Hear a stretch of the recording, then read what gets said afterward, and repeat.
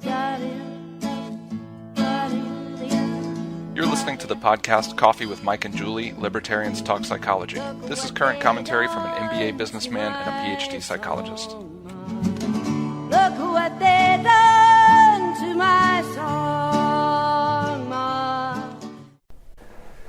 Today I want to talk about economist Walter Williams. Walter Williams died last month at age 84. He was a libertarian, of course. That's one reason I'm interested in him. He was a professed libertarian? Yeah. But he came along the generation before us, pretty much. But, you know, that's when they classified themselves as classical liberals, which I never liked that classification, but they later... It's better to say libertarian. Yeah, it's better to say libertarian. It makes more sense nowadays. I can complain here and take a break and complain about how hot you made the coffee. The coffee is too hot, so quit making it so hot. Okay, well, I will change.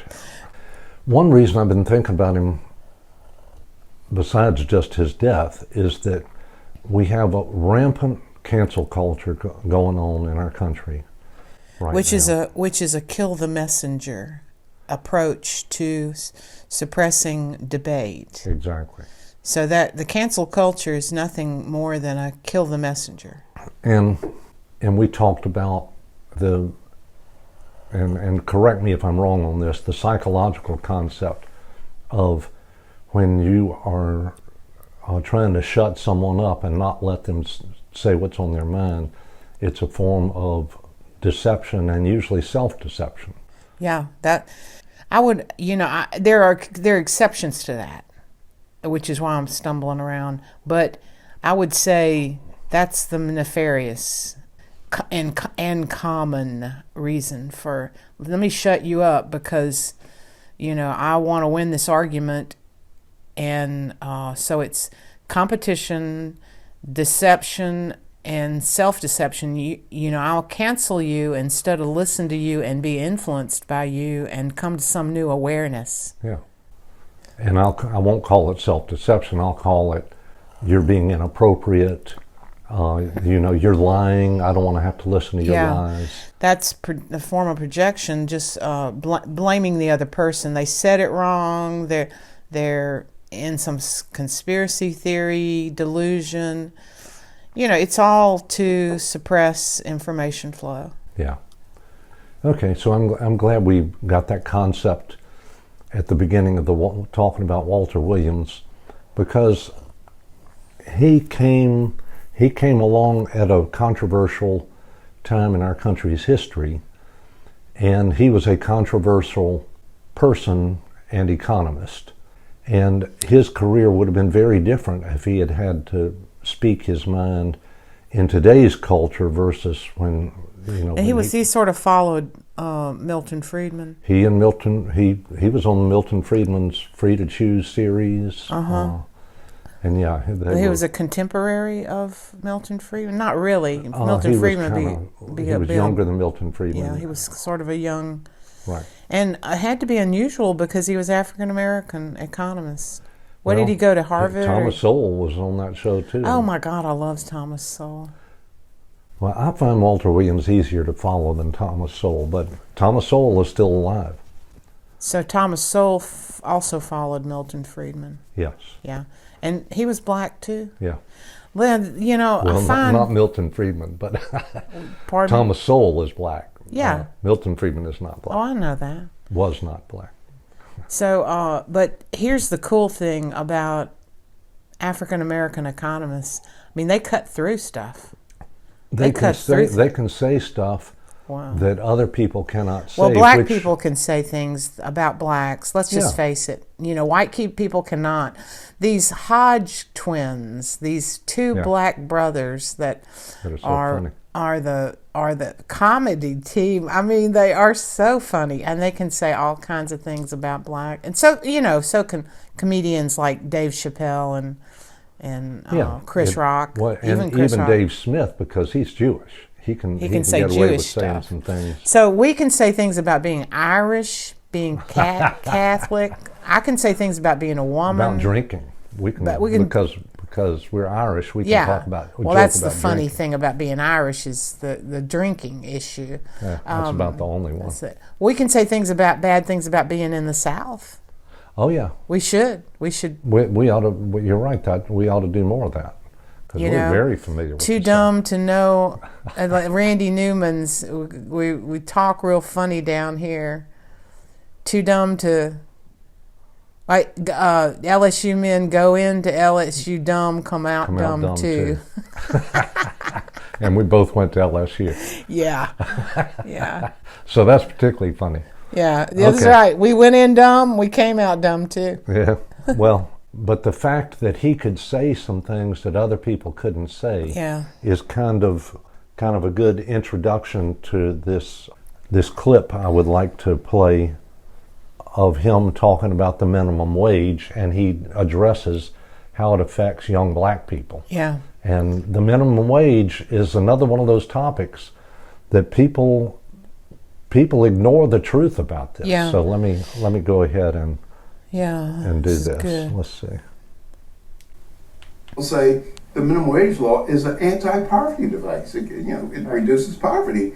Well, that doesn't even pass the smell test. I mean, because if it were an anti-poverty device, rather than our spending all these millions and billions of dollars in foreign aid, we just tell Bangladesh and Haiti, you could be rich like we are, just have a higher minimum wage. That's just utter nonsense. And then also, the empirical evidence on the minimum wage law, in 1948, the unemployment rate among black teenagers was 9.4%. 1948. The unemployment rate among white teenagers was like 10.2. It was lower. It was lower. Lower for blacks than whites. Yeah, and the labor force participation rates for black teenagers were greater than white teenagers. Matter of fact, it was 106%. Mm-hmm. And so you say, well, how come in 1948? Was there less discrimination? Is that why? Or were blacks more in 1948 higher skilled than whites? No, it was the minimum wage law. Mm-hmm. And then also the extent of coverage of the minimum wage law, because when it first came out, I think, I'm not absolutely sure, it only covered about 40-some% of jobs. And so if you were thrown out of a job because of minimum wage law, there was this uncovered sector that you could go to. But now I think the minimum wage law covers like 98% or virtually all jobs. Okay, yeah, so that's profound. Isn't that interesting? That is very interesting. And I mean, he sums it up right in a nutshell. He points out that there, on that one particular topic, there really is not disagreement among economists about on the empirical evidence about what it evidence does about and what it minimum doesn't wage. do. And yet we still continue to pass minimum wage laws. Now, and in today's cancel culture, we won't even be able to discuss it. At least when he came along, people could at least be heard and discuss it, and politicians would just ignore you. Yeah. But in what we're dealing with now, you won't even be able to say it. Yeah, we're potentially, I mean, I wake up some mornings really worried about this. We're potentially entering a dark age of some sort. I mean, it's not over. We're struggling. We're in a kind of a civil war. The two things I want to say about that is that I read Jason Riley's book, Please Stop Helping Us. Yeah. And then I've been following for a number of years Bob Woodson. And of course, they're both African American. They're American black men, and they make the point. Both of them kind of make this point that the elites go into these communities and try to help and fail miserably and make the situation worse in a lot of cases. Then the elites, and they're pointing the finger at my people. You know, the social psychologists your psychologists, your profession. My profession, the PhDs go in and, you know, think they go in as know-it-all. Woodson points this out. He's got this program that works much, much better for changing the mob-run inner-city type urban, setting. I mean, I don't know exactly what he's doing, but because I need to get his book. I want to read his book. That's kind of on my list of to read. But the fact is, he points out, and so does Jason Riley, that these programs that the elites arrogantly think they understand do not really help and can make the problem worse. So your point with the simple problem of minimum wage is just that thing. This feels good to the elites, and therefore we white elites are hurting people. Because we're so arrogant, we can't even look at our own scientific data. Right.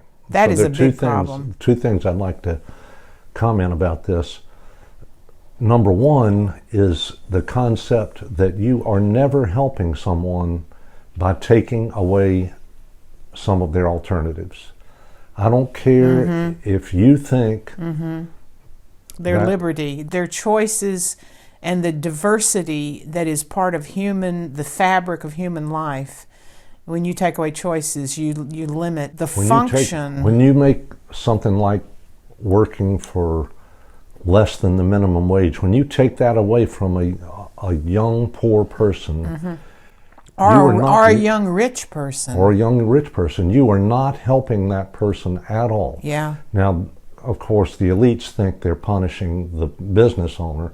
Well, that's a joke. The business owner. Is like they're in that game. Like the business owner must be so greedy that we have to come in and we have to enforce our moral decisions on that poor, greedy business owner who is the persecutor of the victimized black people in this country. Right. I mean, they're into their social game so thick.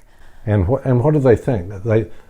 They are not punishing the business owner. Now, maybe in a short term. Well, I'm sure they do punish. I think it's probably a hassle for the business owner. Let me finish the thought there. What they've done is they've driven the cost of that product up, because that business owner doesn't have the alternative for the cheaper way of making that product. He has to use a more expensive way, which is either paying a higher wage or going to automation to make that product, whatever the product is. So he's not punished. He's going to be making a financial decision. His profit margin he's going to do his best to continue to make profit. It's uncertainty for him. The other thing it affects is the price of that product. And who does that affect? That doesn't affect the business owner.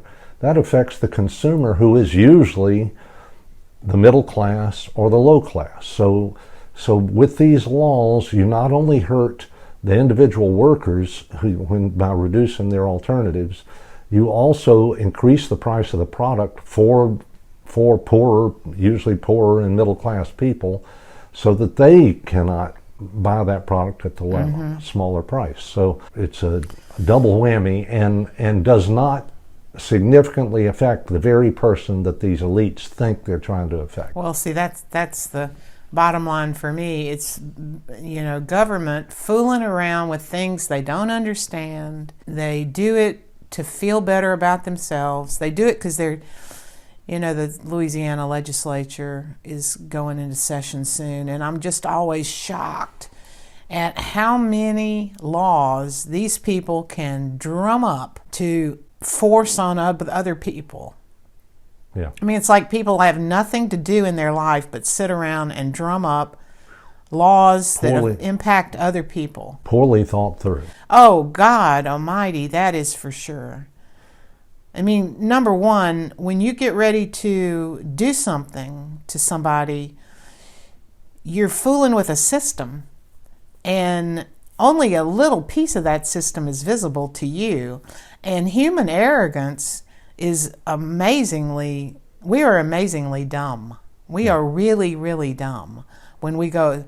What I like about the libertarian is leave everything alone. Is like, don't be a dumbass and fool with things that you don't understand, is the libertarian method. Don't fool with it. Even if you think it's broken, it's probably you're getting ready to break it even more. Well, it makes me want to joke about our monkey brains.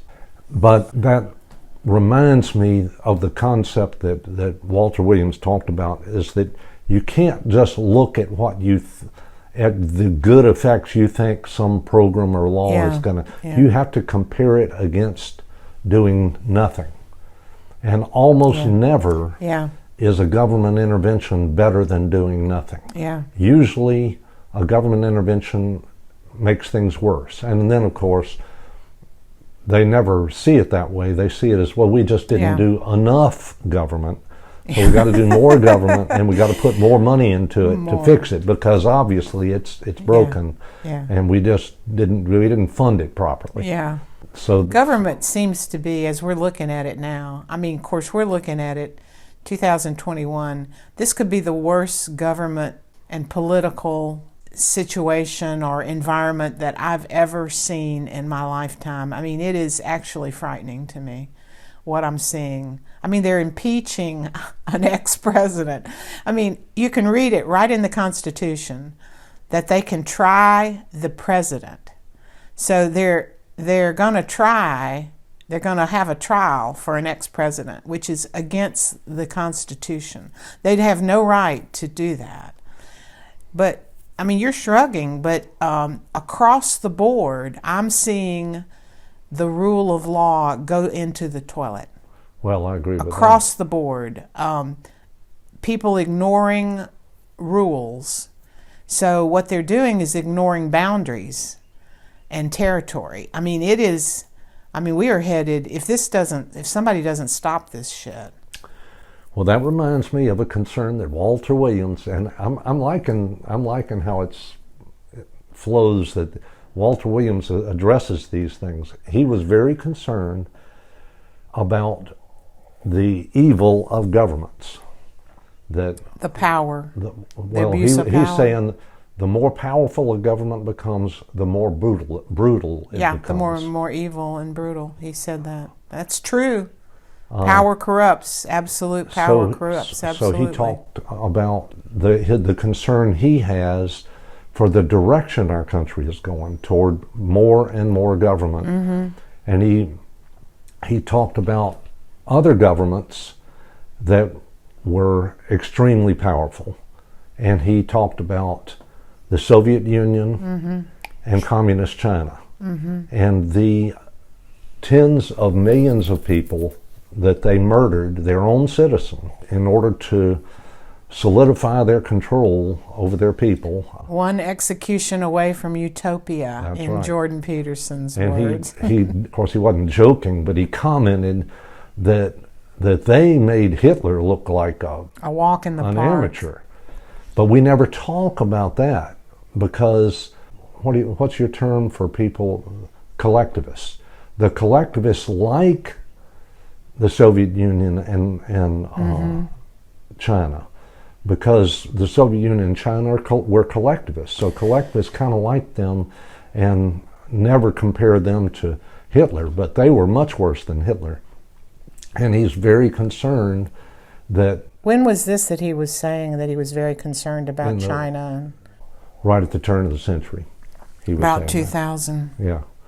So he was commenting, we're headed that direction, and I'm concerned about that. So that's another key concept. Well, that makes every bit of sense in the world, especially now, because I think there's a heck of a lot of evidence that China influenced the election.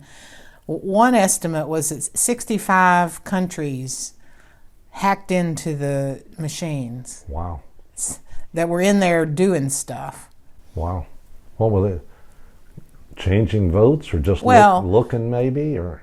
Well, I think probably some of them just hacked in because they could. Yeah. You know, it's like, oh, these are so secure. That is so ridiculous. The ridiculousness of the proving that something didn't exist. I can't say that enough. It's there was no election fraud. Oh, did you check every single possibility of any election fraud? I mean, how can a thinking person say there was no XYZ, whatever? You know, there is no God. Oh, have you checked every quantum particle in the universe to see if God's sitting there.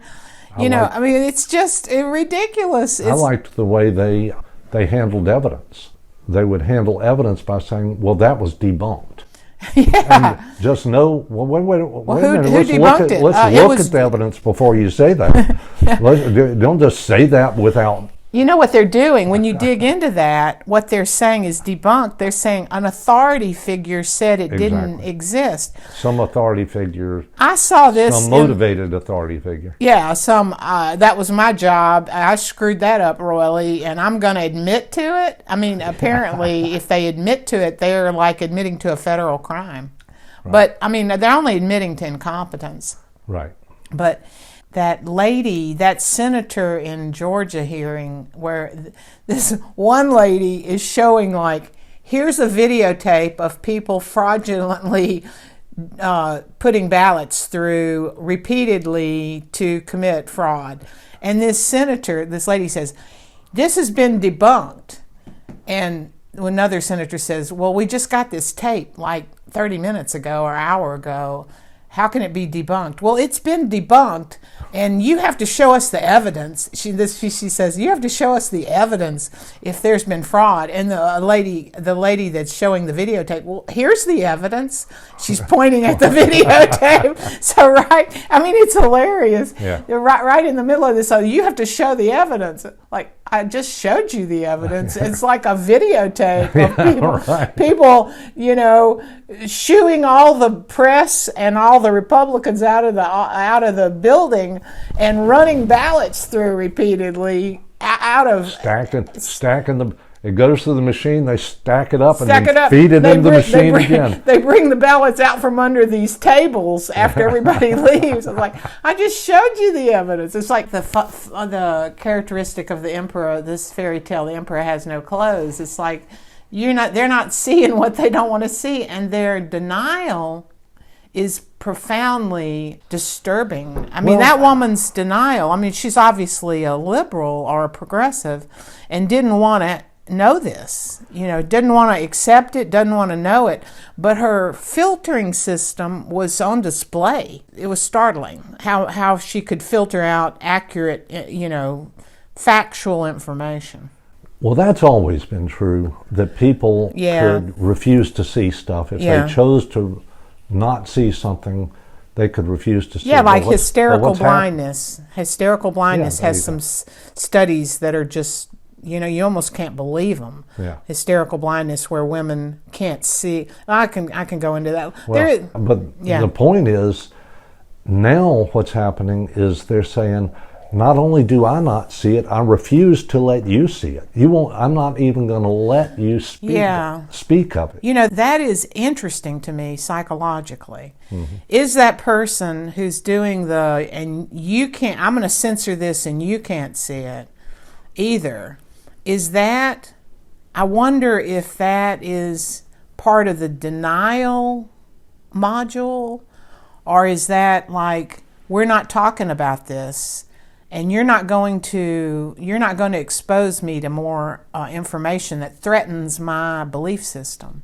I mean, it's pretty profound, actually, going on in our country. The level of dysfunctional information process going on in this country is now what I consider psychotic. You know how organizations can be normal, neurotic, or psychotic? We have flipped from neurotic information processing to psychotic. A psychotic person, has fantasies, delusions, believes things, cuts off communication. Just the information is highly dysfunctional, processed in a highly dysfunctional way. That's what we're doing. Yeah. We've lost that, and that is extremely serious. Well, it's scary. It's scary to watch. But I'm hopeful that things are going to calm down. I don't know how. It's been an emotional roller coaster. We all need a holiday from the emotional roller coaster. But at the same time, we have the progressives impeaching Trump. I mean, so that doesn't help to continue that fiasco. I mean, he's out of office. let it settle down. I'll be curious to see once he's really out of office and once he's off the front page of the news of everyone's news. I don't think he's going home. I'll be curious to see if things can calm down, and I hope they do. Though I hope they do. I hope people calm down. So I want to. This may not seem like it's flowing, but I think it's related to what we're talking about, and that is the last concept from Walter Williams that I'd like to mention. He had a suggestion for campaign finance reform. He made the observation that as long as we allow our legislators to grant favors to their constituents, that we can pass all the campaign finance reform laws we want to. He said every 15 or 20 years we have to come up with a new campaign finance reform law. He said it never fixes the problem because it only takes 15 or 20 years for the people who want the favors to be granted to them to figure out the system, and it becomes abusive and they change the law. And he said the only solution is to make it, the only solution to that problem is to change the lawmakers' ability to grant favors. And his solution was to make all laws apply equally to all people. He said that is a brilliant intervention. It is a brilliant intervention. In other words, and by the way, all laws should apply equally to all people. There should not be any difference in anything. And he pointed out that when these people contribute dollars to politicians, they not only are expecting things to go the way they want things to go, they usually want some sort of favoritism that helps them, and they want to restrict their competition. So that's what these legislators are in the business of doing. That's their business. And we think they're in the business of making good government, but they're in the business of granting favors and getting kickbacks. Kickbacks indirectly through campaign finance. Freedom of speech is what we call it when we let people contribute money to politicians. That's supposed to be freedom of speech, but of course it's a lot more than that. But I always thought his correction is brilliant. It is brilliant. So it's like contribute all you want. The law applies to everybody. That's right. You make a law, it applies to everybody. So that would in one fell swoop cut out special interests. And it would straighten up the way government works. Yeah, which is the big problem is self-interest. I mean, self-interest being a natural instinct of human beings. The problem is selfishness, which is win-lose. So you would cut out, with one fell swoop, you would cut out all this win-lose crap that these people, these political people go, well, we have a political elite in this country that is filthy, dirty, nasty. We all know it because their poll ratings are like, what, 7% of us? Yeah. I don't know. I mean, the only thing lower than Congress, the only thing lower than the media approval rating is Congress's, I think, the last time I looked. Yeah. So, boy, do we ever need reform. But how's that going to happen? How's reform going to happen in this country now? Of course, that's another topic. Yeah. So anyway, I grieve over Walter Williams because he was so entertaining. 84. Great man. His contributions are going to live on, though. We're honoring him. So we ought to get all the black libertarians and talk about their contributions, dead or alive. Thomas Sowell is still alive. Yeah, I like him, and I like Bob Woodson. I don't know if he's libertarian exactly, but he knows what he's doing. He's a thinker. He's a one of these profound thinkers. So we have many people we could cover. Yeah. So I don't know how to conclude this except to say that Walter Williams was a very popular economist in our country.